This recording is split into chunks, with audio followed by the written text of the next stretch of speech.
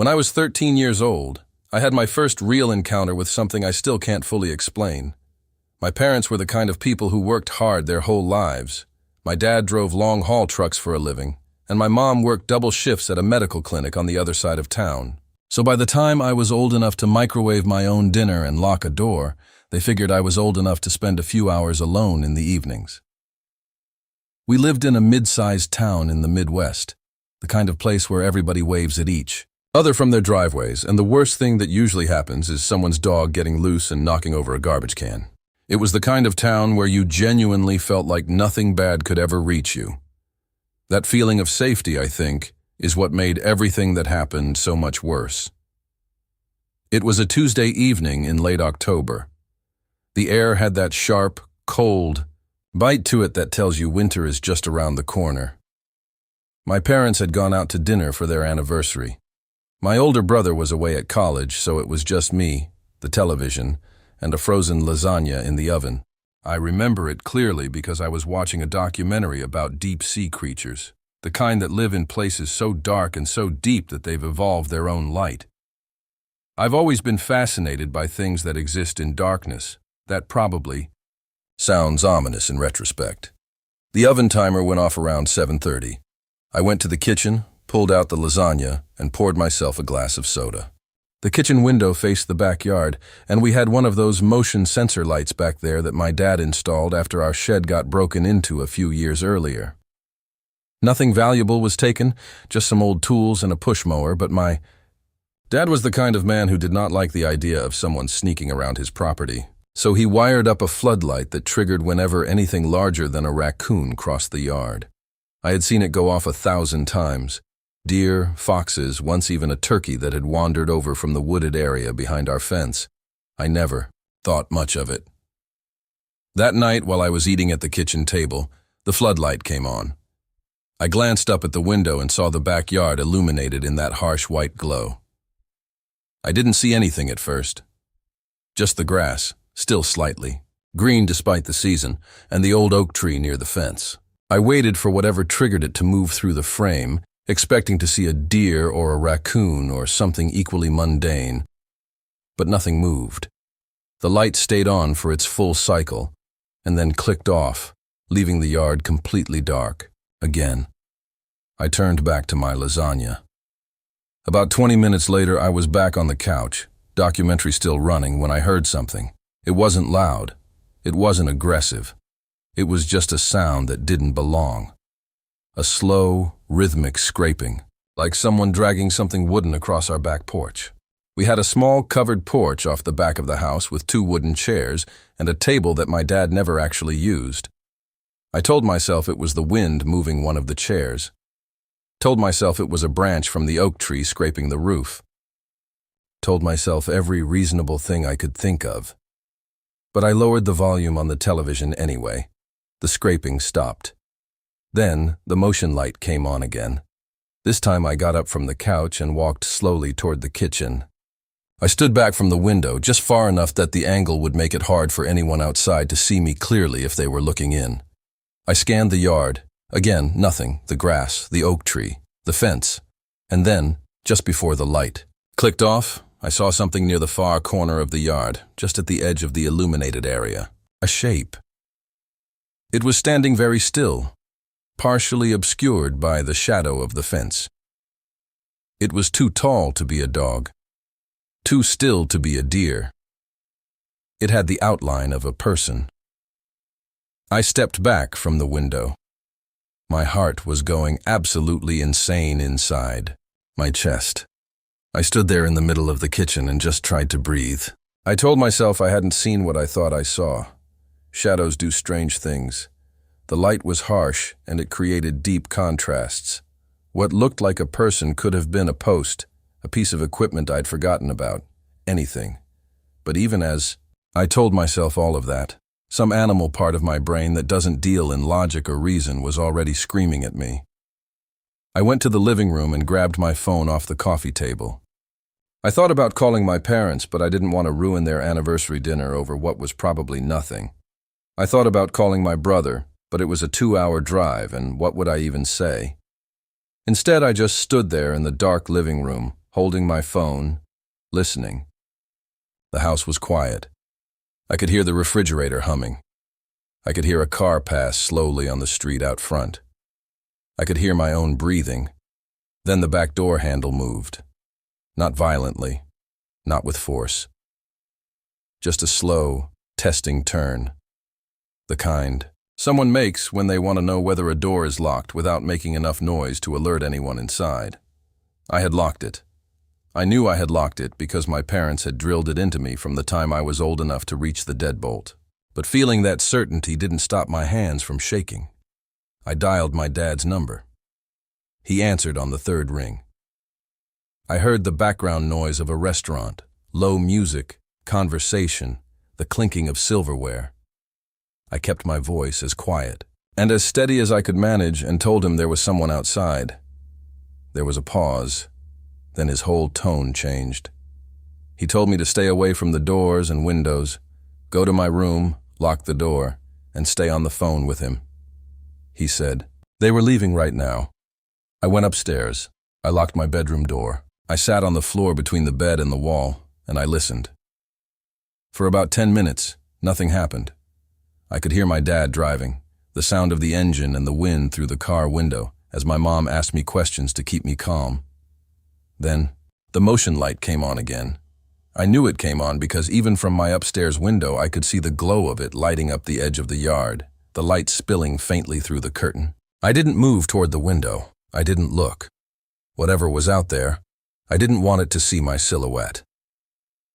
My parents arrived 17 minutes later.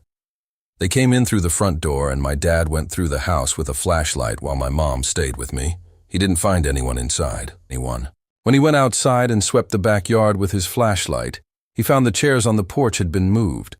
Both of them had been dragged to the far edge of the porch and arranged so they faced the back door, facing it like someone had been sitting in them, like someone had been sitting and watching the door and waiting. He also found a partial boot print in the soft mud near the fence. One single print, pressed deep, like whoever made it had stopped there for a while. The police came and took a report. They said it was likely a transient, someone passing through who had tried their luck at an unlocked door and moved on when they found it secured. That explanation made sense on paper, but it didn't account for the chairs. Chairs don't move themselves, and transients looking for unlocked doors don't usually rearrange your outdoor furniture while they're at it.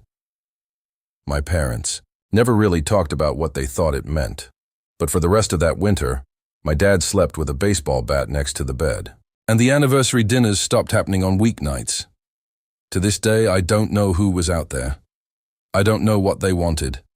I don't know if they came back after that or quietly moved on to some other house on some other street.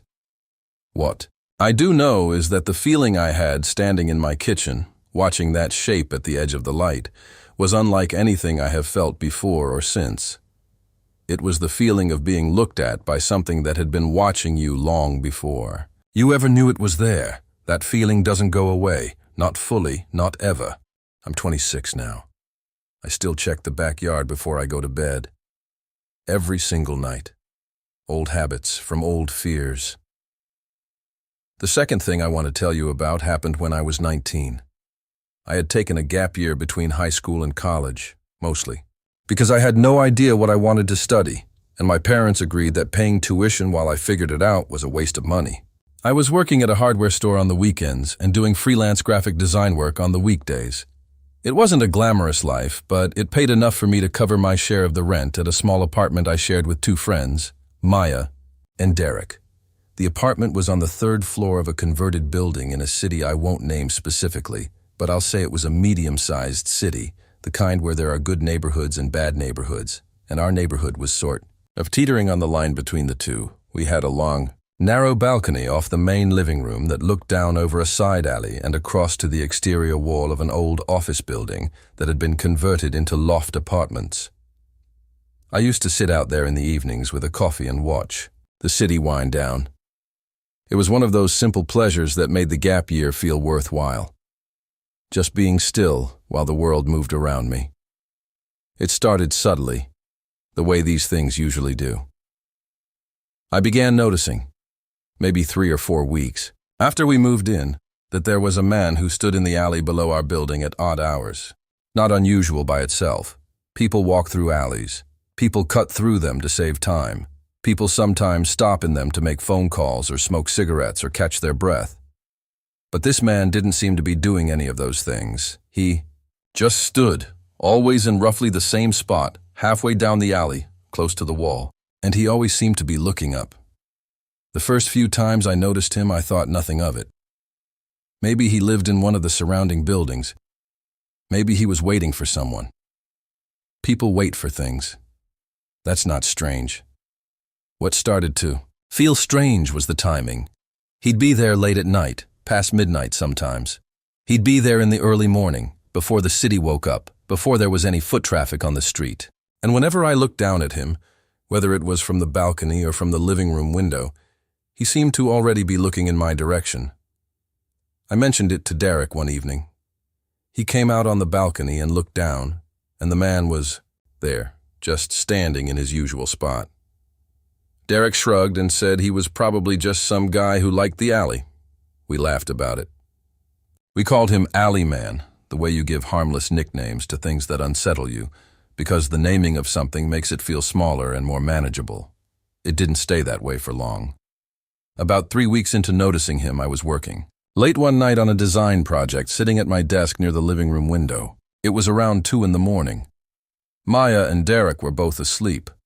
I had my headphones in, and I was deep in concentration when something made me look up. I don't know what it was. There was no sound, no movement I consciously registered, just some instinct pulling my attention away from the screen. I took my headphones off and looked toward the window. The man was in the alley, and he was looking directly at my window, directly at me. And he was holding something up, something I couldn't make out clearly in the low light of the alley. He was holding it up slowly, deliberately, the way you'd hold something up if you wanted to make sure someone saw it. I closed the blinds and sat there with my heart hammering for a long moment. Then I went and woke Derek up. By the time we turned the light off and looked back through a gap in the blinds, the alley was empty. Derek said I was overreacting. I did not sleep well that night. 2 days later, Maya found something in the mailbox. Our mailbox was a wall-mounted unit in the lobby of our building, one of those old brass-fronted ones with a keyhole. She had gone down to grab a package, and she found, tucked between the slot of our mailbox and the box next to it, a photograph. It was a printed photograph, the kind you get developed at a drugstore, slightly glossy. It showed our balcony, taken from below from the alley, looking up. You could see the chairs on the balcony. You could see the windows of the living room behind them. The angle was exactly the angle someone would have standing in the alley in that specific spot. The spot where the man always stood. Maya thought. Maybe it had been mailed to the wrong address and slipped into the gap by accident. I did not think that. I started documenting the sightings, times, dates, what I could see him doing, which was almost always just standing and looking. I went to the building manager and described the man. She said she'd never noticed anyone matching that description and told me to call the police if I felt unsafe. I didn't call the police because what would I say? There's a man standing in a public alley and I don't like it. I could already hear how that conversation would go. The next thing happened on a Thursday evening. I was coming home from the hardware store, coming in through the side entrance of our building that opened near the alley. As I turned the corner, I almost walked directly into him. He was standing just at the corner, right where the side door was, not in the alley but on the edge of it, close enough to our building's entrance that he was almost at the door. We were maybe 4 feet apart. He was taller than I expected. He was wearing a dark jacket, and his face was weathered, older than I'd guessed from the window, with eyes that were pale and very alert, in a way that felt wrong, too sharp, too focused. He looked at me and I looked at him, and neither of us said anything for a moment that stretched out far too long. Then he smiled. It was a slow smile, more deliberate than warm, the kind of smile that is not about happiness at all. He said nothing. He just smiled and stepped aside to let me pass. I went inside and I didn't look back. I went upstairs and I locked the door, and I told my roommates we needed to talk. We contacted the property manager again, more firmly this time, with the photograph as evidence. She filed something with the landlord. A few days later, we were told that police had been made aware of a possible harassment situation. We never heard anything more than that. And then, for about 10 days, the alley was empty. I thought maybe it was over. I let myself believe that. It wasn't over. He came back, but only once more that I know of. I saw him in the alley one last time at around 3 in the morning, about 2 weeks after the confrontation at the door. He was standing in his usual spot, but this time he wasn't looking up. He was looking at something in his hand. He stood there for a long time, maybe 15 minutes, and then he turned and walked down the alley and around the corner and disappeared. I never saw him again. I don't know who he was. I don't know what he wanted. I don't know what was in his hand that last night, whether it was the photograph or something else entirely. We moved out 3 months later when our lease ended, and I have never been able to fully articulate to anyone who wasn't there what it felt like to be watched by that man. To have the sense that someone had decided, for reasons you would never understand, that you were interesting to them, that they had circled something around you and made a kind of claim that no one ever gave them the right to make. It is a feeling I do not wish on anyone. The last thing I want to tell you about is the most recent and, in some ways, the most difficult to talk about. This happened only about 2.5 years ago when I was renting a small house in a rural area while I finished a graduate program remotely. I'd taken the house because it was affordable and quiet was something I desperately needed. It was a 1-story house at the end of a private road surrounded by fields and a stretch of old growth forest that ran along the back of the property. The nearest neighbor was about 1.5 miles away. The nearest town was 12 miles. It was the kind of isolated that sounds romantic when you describe it, but is something else entirely once you're living in it, once the quiet stops feeling peaceful and starts feeling like an absence of something you needed without knowing it. Moved in during late August, and for the first couple of months everything was fine. The isolation was good for my work. I had a routine. I cooked. I read. I walked the property in the mornings. The house was old but solid. The only thing that gave me any pause was the forest. It sat about 80 feet behind the house, separated from the back garden by a wire fence that was more suggestion than barrier. At night, the forest was black and total and deep in a way that open land never is. Sound moved through it strangely. Wind in trees at night makes a sound that is not entirely unlike breathing if you let your mind go to that place. I started hearing sounds in November. The first time I noticed it, I was sitting at my desk by the back window, working late, and I heard something move through the field behind the house. Heavy, slow, deliberate footsteps crossing dead grass. I stood up and looked out, but I couldn't see anything in the dark. I had no exterior lights back there, only a single porch light at the front of the house. I told myself it was a deer. The area had large populations of white-tailed deer, and I'd seen them in the field during the day several times. I went back to work. The second time, 3 nights later, I heard the footsteps again, but closer to the house. And this time there was another sound mixed in. A low, intermittent sound that I can only describe as humming. Not musical humming, not the kind you do absent-mindedly when you're happy. A flat, toneless sound that rose and fell without any pattern. I turned off my desk lamp and sat very still and listened. The sound went on for several minutes and then stopped. After it stopped, everything was intensely quiet. I bought a motion-activated floodlight at the hardware store in town the next day and installed it above the back door. It took me most of the afternoon, but I got it working. That night, the light came on twice. The first time was around midnight. I got up and checked the back window and saw 2 deer moving along the edge of the fence. I felt stupid and relieved and went back to bed. The second time was at 3:47 in the morning. I know the exact time because I had my phone next to me and I checked it the moment the light woke me up. I went to the window. There was a man standing in the middle of the back garden. He was maybe 30 feet from the house. He was completely still, facing the house directly, arms at his sides. He was wearing dark clothing and his face was angled upward toward the window where I was standing. I don't know whether he could see me clearly through the glass in the dark interior of the room, but the angle of his face suggested he was looking, specifically at my window. I backed away. I grabbed my phone. I called the emergency line and told them there was a man on my property at approximately 4 in the morning. They took the information and told me someone would come out. I gathered that in rural areas this could mean 20 minutes or 40 minutes depending on where the nearest car was at that moment. The dispatcher told me to stay inside, keep the doors locked, and stay on the line. I did all of those things. The back floodlight stayed on.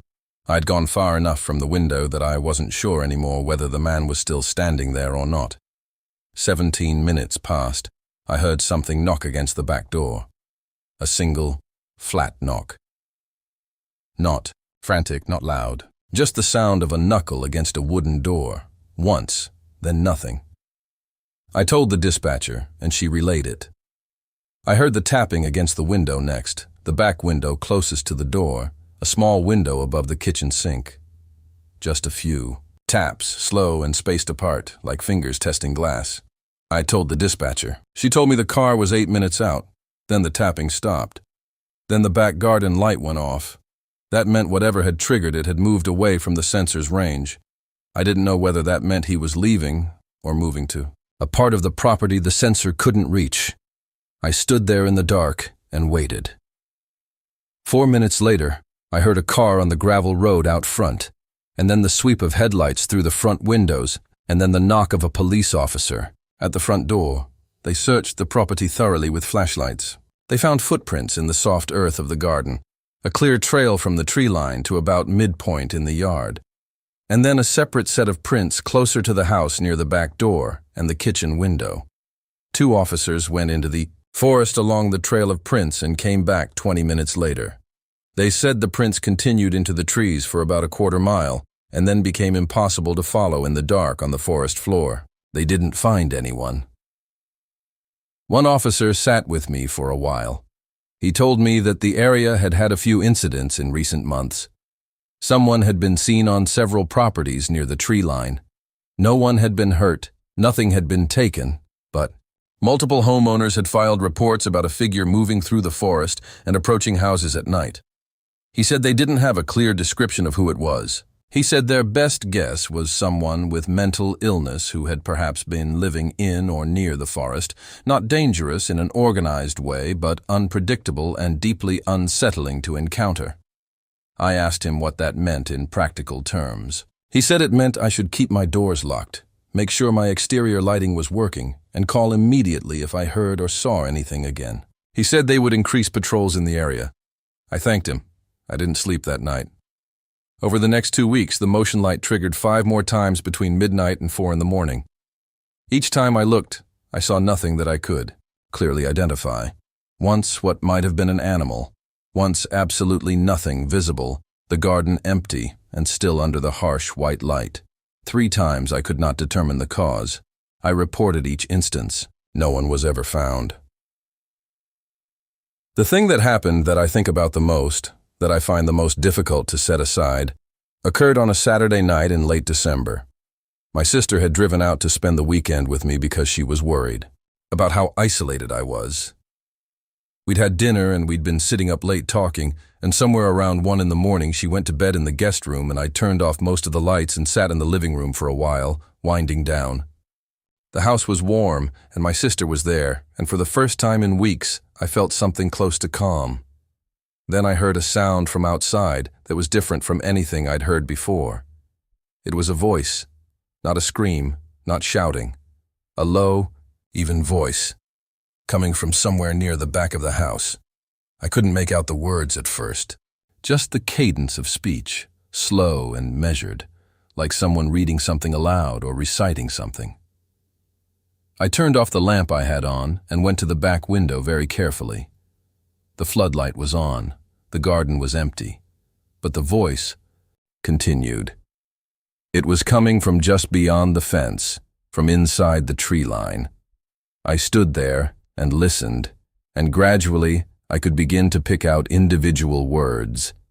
It sounded like a list, a recitation of some kind, place names or descriptions, details delivered in a flat monotone. I could not understand the full context of what was being said, but the act of it, the deliberateness of it, just outside the edge of the light and just inside the dark of the trees, was the most frightening thing I have ever experienced.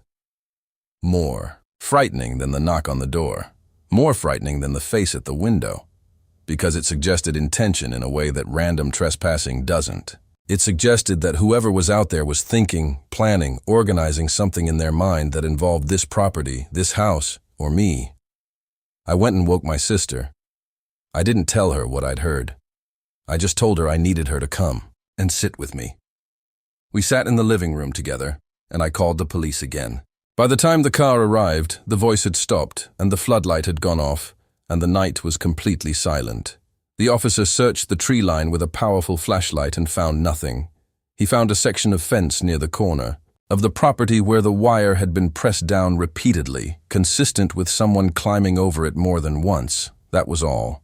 I finished the semester remotely from my parents' house. I did not go back to that house alone. I broke the lease, forfeited the deposit, and did not look back. To this day, I have no definitive answer about who was out there or what they were doing. The police never identified anyone. The reports from other properties in the area gradually stopped being filed, or at least stopped being shared with me, and eventually I had to accept that I was never going to get an explanation. I had to accept that some encounters don't close neatly. Some things that happen to you remain open, like a door that won't fully shut, letting something cold move through the gap long after the event itself has passed. What I will tell you is that the experience changed the way I move through the world. I am more aware now. I pay attention to things that most people let blur into background noise. The way silence falls differently when something has disturbed it.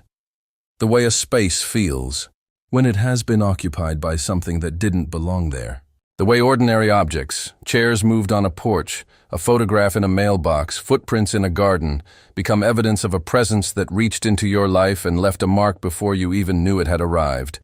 I pay attention to all of it, now. Because the thing I learned from these three experiences, taken together, is that danger doesn't always announce itself. Sometimes it watches first, sometimes it studies you, sometimes it stands just at the edge of the light, patient and quiet, waiting to see whether you'll notice before it decides what to do next. And sometimes, just sometimes, the only thing that saved you was that you looked up when something in you said to look up. You listened when something in you said to listen. You trusted the part of yourself that knew something was wrong before your conscious mind could articulate why. That part of you is worth listening to, always. No matter how loud everything else is, no matter how many reasonable explanations present themselves, no matter how much you don't want to believe what you're seeing, trust it. It is the oldest part of you, and it has been keeping people alive in the dark for a very long time.